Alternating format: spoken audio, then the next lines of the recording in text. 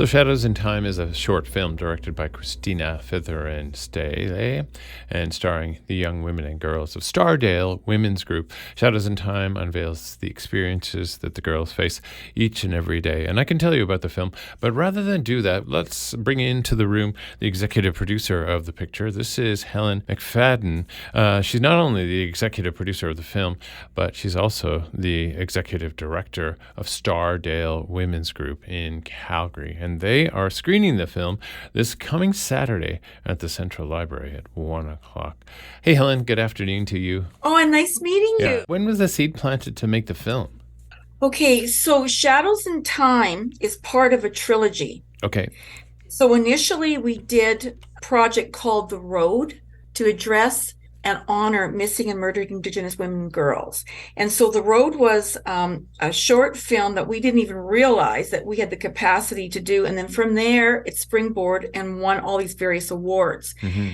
We knew that we were on to something at that point, Tony, because normally we did stage productions to address social justice issues. We would go out and do small presentations, but we could reach a larger audience. So the second film, which is Shadows in Time, we looked at one of the major themes. And for me, Stardale's 26 years old plus now. And one of the things that I've always heard over the years has been racism. And every project, every program, it's racism. So I thought, okay, we've got such a fantastic response now regarding The Road. I think the public are willing to listen, because before it literally was beating a drum and nobody would listen. And I always had to be very careful about what I said. So we ramped it up a notch. And I started to talk to everybody. I said, what do you think about this project? So, we have various facilitators, teachers, consultants behind the scenes. It's one by one, those relationships. Do you think we can do this? Because it's going to be really edgy. Describe why you think the film is edgy. It's hard hitting.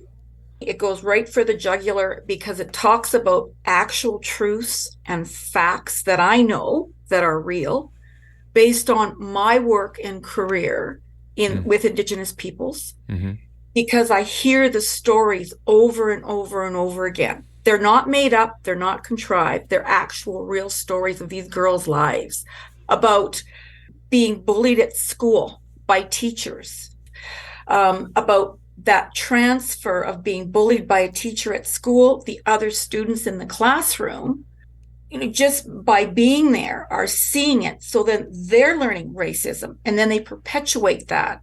And it becomes very detrimental to that girl child. And she in turn internalizes, and it takes down her self-worth even further.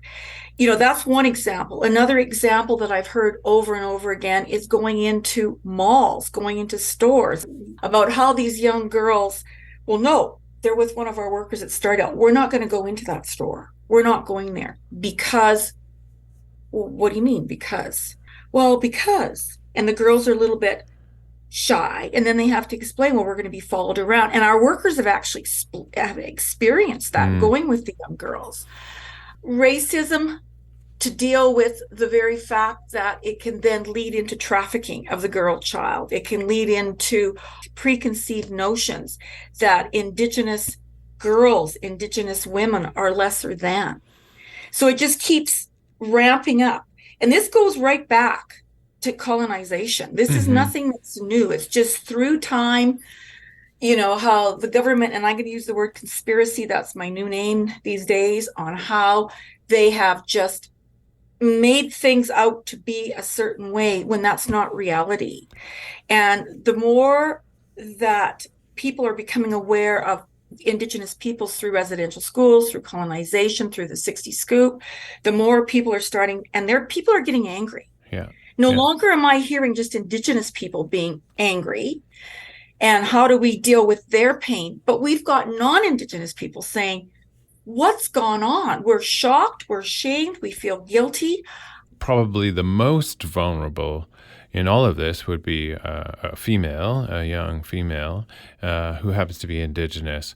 And it's interesting because, as you say, their stories are really, really heart-wrenching, difficult to hear, but at the core of the film, Shadows in Time, there seems to be a little bit of a redemptive quality in the kids, the young girls, find some self-worth by embracing traditions, some creative practices, and basically having the space to talk about what has happened to them and finding people who have experienced a similar racial issues or microaggressions or, as you said, going as far as trafficking, human trafficking, or real violence.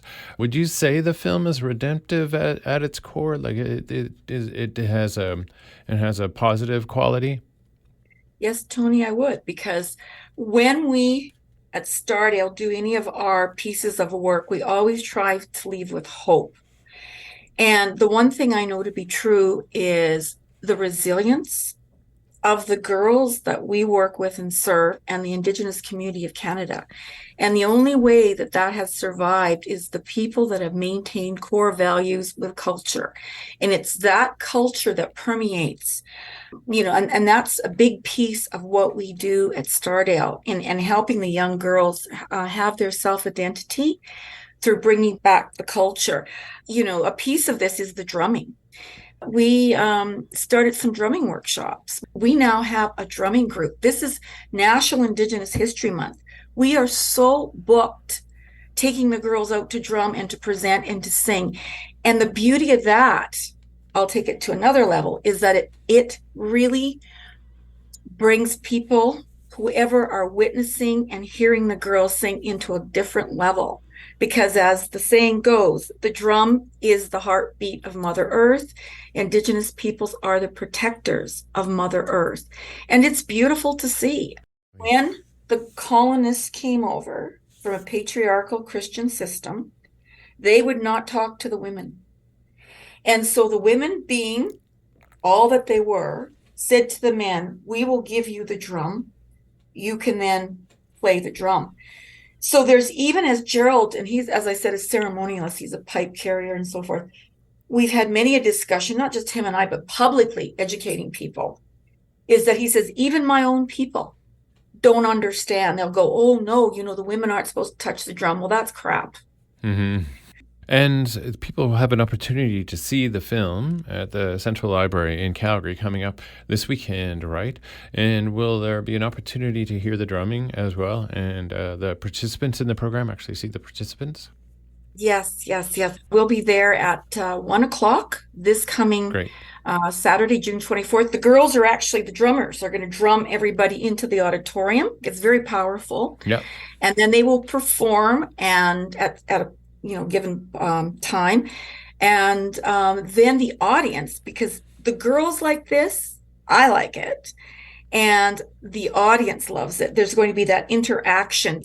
So as folks are walking away from the library theater on Saturday afternoon, assuming they might duck out for a coffee if the weather's nicer than it has been in Alberta, what do you think they'll take with them? What do you think they'll say if you could overhear them chatting in a coffee shop? What I hear time and time again is the vulnerability of the girls, the vulnerability of the girls to actually talk about their lives and express the sorrows that they go through. Yeah, that's what it is.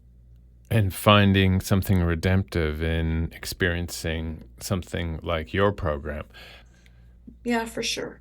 Thank you so much for taking the time out of your busy schedule this afternoon to join us on this National Indigenous Peoples Day, Helen. Appreciate the work you do.